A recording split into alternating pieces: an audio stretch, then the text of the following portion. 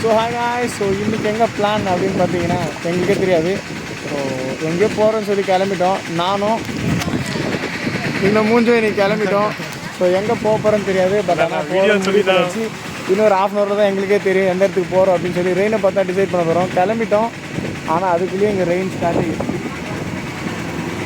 So இன்னும் என்னெல்லாம் பண்ண காத்திருக்குன்னு தெரியல. ஸோ எங்கள் கூட சேர்ந்து நீங்கள் பார்க்கலாம். ஸோ கடைசியாக வந்து இந்த இயற்கை நம்மளை கொண்டு வந்து சேர்த்துருக்க இடம் எதுன்னு பார்த்தீங்கன்னா, ஸோ மழைனால அங்கே இங்கே மாறி அட்லாஸ்ட் திருவண்ணாமலையில் இருக்கக்கூடிய பருவதமலைக்கு போகலான்னு சொல்லிட்டு தான் நாங்கள் கிளம்பி ரீச் ஆகிட்டோம்.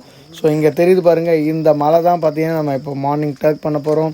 ஸோ அந்த லைட் இங்கேருந்து பார்க்குறப்பே ஒரு புது எனர்ஜி கொடுக்குது நம்ம அங்கே போகணும் அப்படின்னு. ஸோ ஏறக்குறைய ஒரு 4200 feet ஹைட் இருக்கும் இந்த மலை. ஸோ இதான் நம்ம டர்க் பண்ணி போக போகிற ஒரு லொக்கேஷன். ஸோ ஃபஸ்ட்டுலாம் பார்த்தீங்கன்னா வந்து ஒரு நைட் ஒர்க் போனால் கூட ஒரு 10 o'clock 11 o'clock எப்போ போனாலும் ஏறுற மாதிரி தான் இருந்தது. ஸோ இப்போ ஃபுல்லாக கவர்மெண்ட் அண்டர்டேக் பண்ணிவிட்டு மார்னிங் 5 o'clock என்ட்ரி, அதுக்கப்புறம் ஈவினிங் ஒரு 4 o'clockலாம் க்ளோஸ் பண்ணிவிடுவாங்க என்ட்ரியை. ஸோ நம்ம போயிட்டு ரிட்டர்ன் வர மாதிரி தான் இருக்கும், தங்கலாம் முடியாது அவ்வளோவா. ஸோ இது எதனால் பண்ணாங்க அப்படின்னு பார்த்தீங்கன்னா, கொஞ்சம் அந்த இடத்துல ஃபாரஸ்ட் ஏரியான்றதால கொஞ்சம் நிறைய பேர் மிஸ்யூஸ் பண்ணிட்டு இருந்தாங்க. ஸோ அதனால் ஃபுல்லாகவே பிளாக் பண்ணிட்டாங்க. ஸோ ஒரு 5 மணிக்கு நாங்கள் வந்து ஃபஸ்ட்டு ரீச் ஆகிற ஒரு இடம் பார்த்தீங்கன்னா இந்த கோயில் தான்.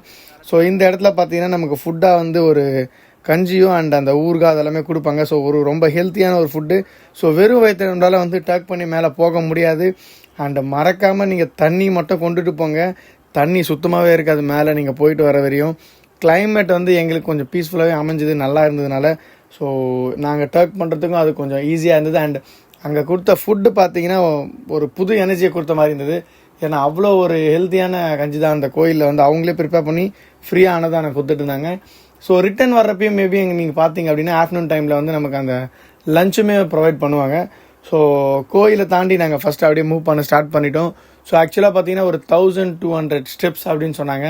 ஸோ ஸ்டெப்போட முடிஞ்சிச்சின்னு பார்த்தீங்கன்னா கிடையாது, ஸ்டெப்புக்கு அப்புறம் தான் இன்னும் ஹாஷாக இருக்குது. ஸோ அப்படியே ஒன் பை ஒன்னாக நம்ம பார்ப்போம். ஸோ இந்த என்ட்ரியில் வந்தோம். ஸோ இந்த என்ட்ரி கோயில் தாண்டின உடனே ஒரு லொக்கேஷன் வரும். ஸோ அந்த லொக்கேஷனில் இருக்கிறது தான் இந்த கிணறு. ஸோ அதை பெருசாக சொல்லத்தால் எல்லாருமே நம்ம ஊரில் பார்த்துருப்பீங்க. ஸோ இந்த வழியில் அப்படியே மூவ் பண்ணிகிட்டே நம்ம முன்னாடி போக வேண்டியது தான். ஸோ பெருசாக கூட்டம் எதுவும் இருக்காது வீக் டேஸில் போனீங்கன்னா. பட் நாங்கள் போனது வீக்கெண்டு.